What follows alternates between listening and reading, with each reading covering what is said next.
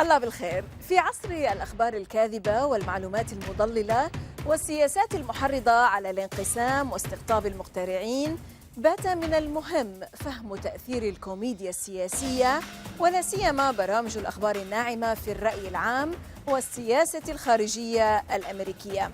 ما تبعات الاعتماد على برامج الأخبار الناعمة كمصدر للمعلومات في القضايا والأحداث الوطنية والدولية؟ هل تعزز مشاهدة الأخبار الناعمة نزعة الانعزالية بين الأميركيين الغافلين عن الأحداث العامة؟ وكيف يؤثر الرأي العام في السياسة الخارجية الأمريكية؟ لماذا تطبق الرقابة المكارثية على حق حرية التعبير في أمريكا اليوم؟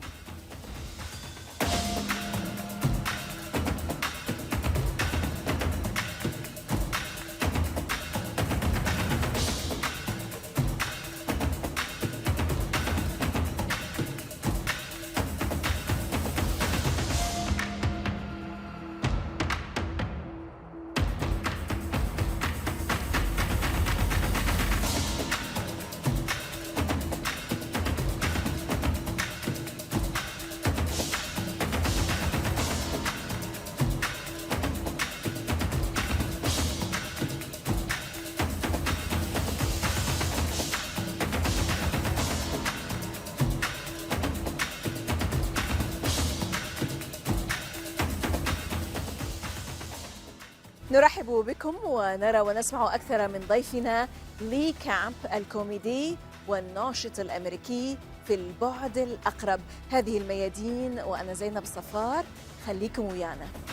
Lee Camp is an American stand-up comedian and activist, host and writer of the series The Most Censored News, former host and writer of the comedy show Redacted Tonight on RT America, author of Bullet Points and Punchlines. Lee Camp, salam and welcome to الميادين. This is The Proximate Aspect and I'm Zainab Al-Safar. So good to have you, Lee. Thanks for having me. Always a pleasure. Well, according to our reference document, the Matthew Baum book, Soft News Goes to War, the media's influence on public opinion has evolved. The public became attentive to foreign policy crises involving the actual or potential use of military force. The line between information and entertainment is becoming increasingly blurred. Watching soft news programs gets people who would otherwise have little interest in foreign affairs to pay attention to international crises. As an expert in this field, Lee, what effects might arise from relying on soft news shows for information about serious national or international political issues or events? Well, I would argue that all of the news that we get, at least I'll just speak for the West here in the United States, all of it is entertainment of one brand or another, even though the mainstream media, some of them, the legacy news channels, as they're called, even though they claim to not be entertainment, they are, in fact, biased. They are putting weight on their words. They are choosing the thing that gets the most clicks or eyeballs. So it's all a form of entertainment. I personally combine comedy with news in order to get people to pay attention and help people be able to tune in longer, because we live in a world of very short attention spans. But I would argue that our mainstream, quote unquote, legacy media, which is supposed to be the big channels, they might not use comedy the way I do, but they use many other tricks to get people to pay attention. And usually to pay attention to distractions, to pay attention to things that are not the actual deep core understanding of these issues. And so it's been very successful, I think, what they do at pushing propaganda. Like you said, people are paying attention to these issues more maybe than ever before. But they're also, many people are misunderstanding these issues maybe more than ever before. So yeah, what are the negative repercussions of relying most about the news on such kind of shows, the soft news shows? Well, if you're talking about U.S.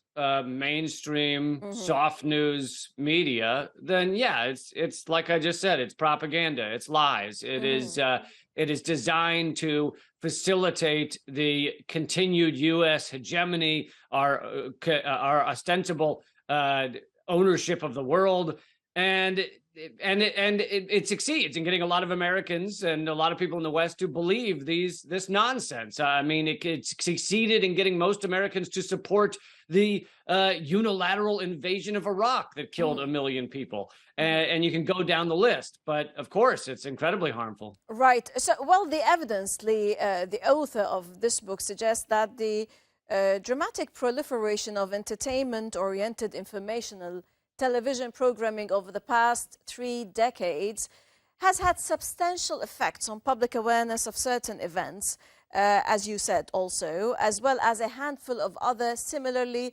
high-profile political issues. This rising awareness, primarily among individuals not normally inclined to follow politics or foreign affairs, holds potentially far-reaching implications for public attitudes towards politics and foreign policy, and hence for public policy outcomes. How does public opinion affect U.S. foreign policy in this sense, Lee? I mean, I'd argue it right now it does not, because we have a system that is bought out by corporate America. It's top, bottom, not bottom, top. Yeah, foreign policy is decided by the top, the ruling class, and what Americans want to happen never happens. A large Princeton study has proven that 0% of the time do Americans get something through Congress that does not align with corporate America. This means there's a tiny cabal of individuals who decide our foreign policy. It does not matter what your average American wants. Now, of course, that doesn't mean that with the propaganda, they're not trying to stop a revolution or a rising up. There have been large protests across America for various issues. So people are getting active, people get angry, but we have not changed the policy. The invasions continue, the economic sanctions continue. It doesn't change. Right. Well, experts say that attacks on free speech are rising across the US of A. In the wake of the Russian military operation in Ukraine, RT America, the US branch of Russian national media outlet, has been permanently shut down with more than 100 staffers laid off. Lee, for 8 years, you hosted a satire comedy show, Redacted Tonight, on RT. Today, you are being banned on so many platforms. Over 1,000 videos were all deleted on YouTube. Why? How do you view the shutdown of RT America and the one-sided information about Russia in the US today? Well, to me, it shows the weakness of the U.S. empire. If they can't handle a very tiny minority of our media or our media zeitgeist speaking the truth about these issues and revealing the opposite of the U.S. propaganda, then clearly they're not on stable ground. And that's what's happened, is they realized that they couldn't put up. RT was a tiny percentage of viewers in America, even though they were doing quite well, but it was still a tiny percentage. And that was too much for the U.S. empire, because I think truth goes viral rather easily. And so it became too much. And they've been attacking and going after RT America for years. And then they used the excuse of the Russian invasion to then fully delete and remove all of our videos. And this wasn't just on television. This is all of YouTube has banned our channels. All of Spotify removed my podcast. Shadow banned on Facebook. So it's an ongoing campaign to try and get people to ignore or not see anything that refutes U.S. propaganda. And how are you coping with all that? What are you doing to stand up and fight, continue the fight in face of all this kind of censorship and banning? Well, I continue to do my work at leecamp.net. I continue to do it. I have a new YouTube channel called Moment of Clarity. So I continue to create my work. But yeah, it makes it much harder when you're not on a television network. There's no doubt. And, no one said that speaking the truth against an empire was going to be easy. So I'm not surprised to see these attacks. I'm not surprised to be suppressed. But it is infuriating. And I'm not going to stop. And hopefully others won't stop either. Right. Early 1950s, Senator Joe McCarthy and others tried to silence political opponents by accusing them of being communist or socialist, using fear and public accusations to suppress basic free speech rights. The term McCarthyism became synonymous with baseless attacks on free expression. Well, that's extremely brazen and troubling because the First Amendment of the US Constitution guarantees freedom of expression. Who stands behind McCarthyism in the US of A today, and who censors the right to free speech, and why? Yeah, we're seeing a full-on neo-McCarthyism, and it's a term that Americans are well familiar with. And for years, we pointed to it as a shameful time in American history, and now we are doing it again. And it was amazing to watch the mainstream media go from using that term as a negative, shameful, how dare they act as McCarthyist. And now it is just done. It's just done openly to accuse anyone who speaks against the U.S. empire as communist or socialist or whatever. And you know, it has some success, but it's being done by the mainstream media, which is owned by our corporate American entities. So it really is, our mainstream media is state media, even though they deny it. It's owned by corporate America, as is our government. And they are the ones deciding these things. Right. Now, the American public has consistently declared itself less concerned with foreign affairs in the post-Cold War era, even after 9/11, than at any time since World War II. How can it be then that public attentiveness to US foreign policy crises has increased? The author, Matthew Baum, argues that the answer lies in changes to television's presentation of political information, particularly through such kind of soft news shows and comedy shows. People would like the fun of it. Yeah, I mean, that may be part of it. I think a lot of it has to do with the information revolution that is the internet. It allowed people like me to even begin doing what I do. There were, for a long time, there were no gatekeepers. YouTube, you could become successful on YouTube and other networks, I mean, other internet sites, without any gatekeepers. You could speak the truth against the U.S. propaganda. This had never existed before in American media landscape, and it had a big difference. It made a big difference. Had a big role in allowing people to become informed in a way they never had without gatekeepers. And now what we've seen over the past, I'd say 8-9 years, is the ruling class trying to shut all of that down. Now, anyone who does that, goes against U.S. empire propaganda, is at least shadow banned. Sometimes you're outwardly banned and censored, like I've been, but most of the time it's a shadow banning where people won't see your posts. And it's because the ruling elite realized they had let the cat out of the bag. Too many people were becoming informed. We saw the Occupy movements. We saw the Bernie Sanders movement. We saw Black Lives Matter. All of that was created by a free flow of information. Right. Now, of course, in this age of fake news, divisive politics, and polarized voters, it's important to understand late-night political comedy's impact on political communication and public opinion, Lee. To receive political information in a humorous frame means that many viewers don't critically engage with the material. I don't know if you agree with this. In terms of soft news, public opinion, and American foreign policy, do the late-night comedy shows labeled as soft news really impact people's political views in your perspective? They can. I think it really depends on the show, on the topic. At times they can. Obviously, I use comedy in my news, and I think it's a tool. It's a tool like any other. And it can be used for good. It can be used for evil. The late night shows in America are using it to try and firm up U.S. propaganda. So in my view, they're using it for wrong. They're using it for evil. But, you know, I use it, and I use it because people will pay attention longer. I think they often will become engaged critically. But also, I think that to say that comedy makes them not engage critically and straight news makes them engage critically. I think that's a false paradigm, because don't we have beautiful women on newscasts? Don't we have very good looking men? I mean, don't we have catchy videos? All of those things are designed to kind of short circuit your ability to engage critically. So I don't know that there's a difference in critical engagement between our straight news and our comedy shows. I just think that comedy often will get people to watch longer and to enjoy longer. In this sense, do soft news viewers represent a largely untapped reservoir of unusually persuadable voters, as the writer Baum cogently argues?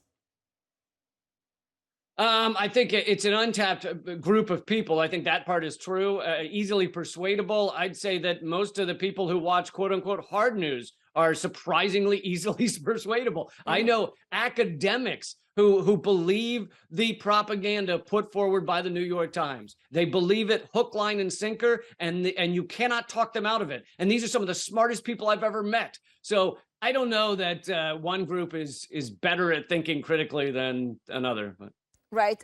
In a similar vein, Lee, the political media spectrum is shifting, and we need to pay attention, of course. This shift to further politicize comedic programming leaves the public in uncharted territory, according to experts. Are the late-night political comedy shows, the soft news, and the traditional hard news beginning to blend together, and what impact this might have on how America and the world consumes political media, and how the shift might impact voters, as we said, and as a consequence, democracy?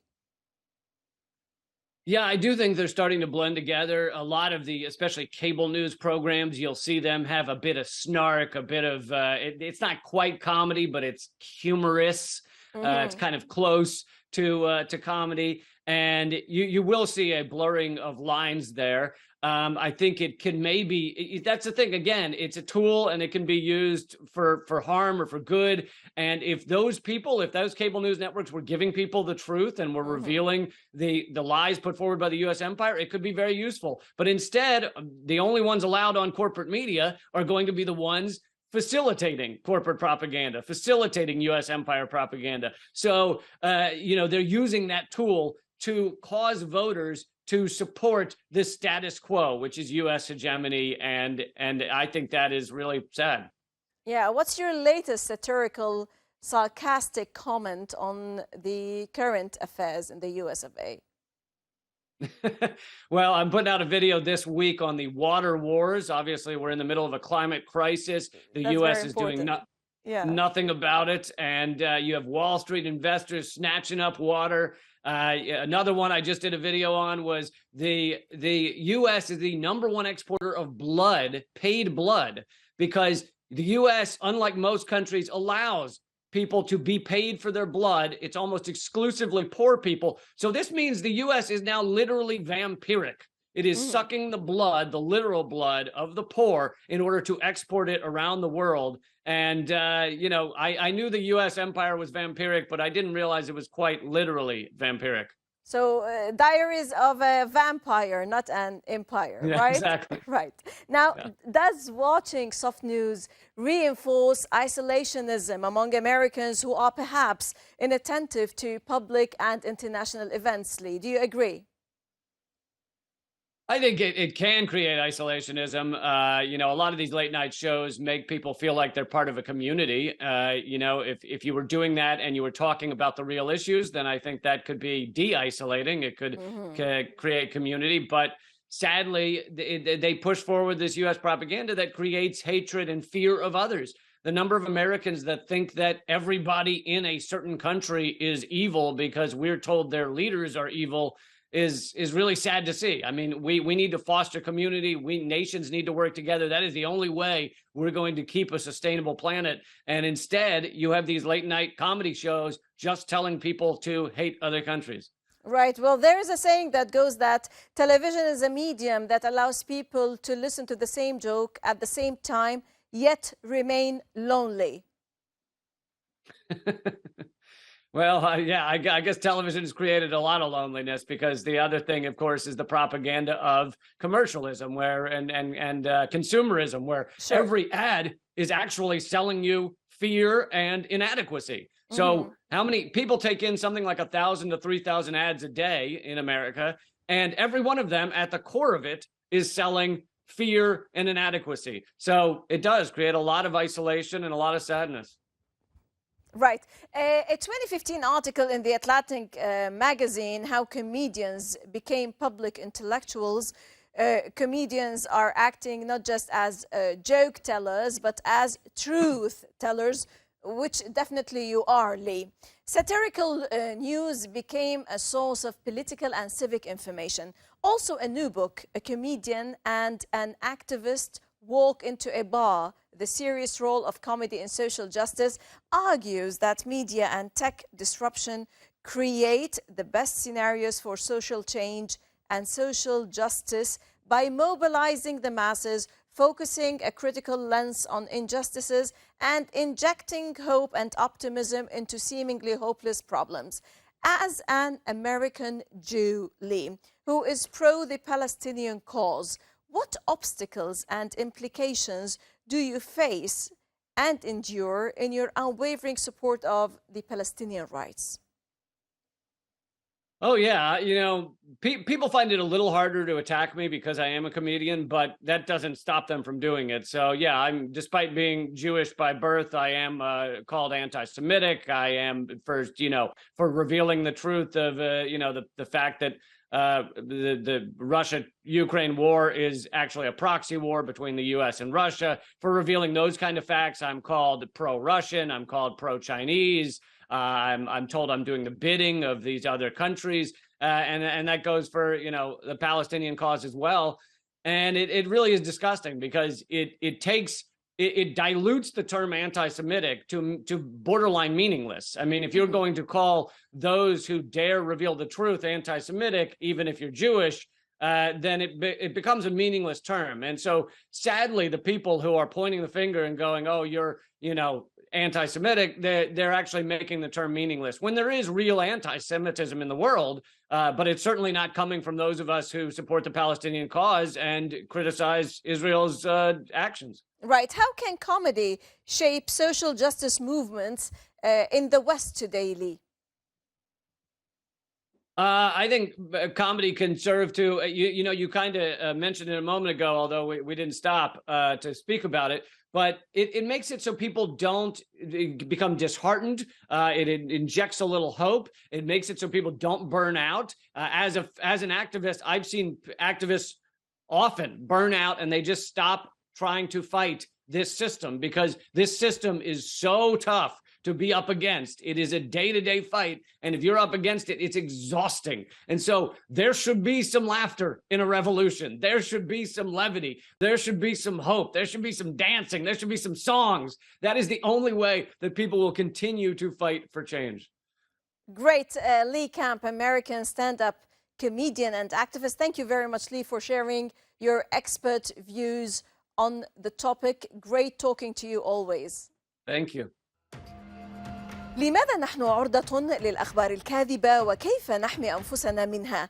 لعل مفتاح قبول الناس للأخبار الكاذبة وللتعامل معها على أنها حقيقة دامغة على الرغم من وجود أدلة عكس ذلك ظاهرة تعرف باسم التحيز التأكيدي أو ميل الناس إلى البحث عن المعلومات التي تؤكد معتقداتهم الحالية وإلى قبولها بينما يرفضون أو يتجاهلون ما يتعارض مع تلك المعتقدات. ينصح الخبراء الناس بتنمية عقل متفتح من خلال الاطلاع على الآراء المختلفة لاكتساب وجهات نظر وسطية أقل تطرفاً. التفكير النقدي هو المفتاح أيضاً. ينبغي أن يتعلم الناس التشكيك فيما يقال لهم ويجب أن يبدأ ذلك ويتطور منذ مرحلة الطفولة. لكن في ظل التعتيم الإعلامي وفرض العقوبات والمقاطعة لكل رأي مناهض على مختلف المنصات الإعلامية، هل يساعد ذلك على تعزيز الفكر النقدي والانفتاح؟ من كل الميادين، سلاما وتحية، في أمان الله.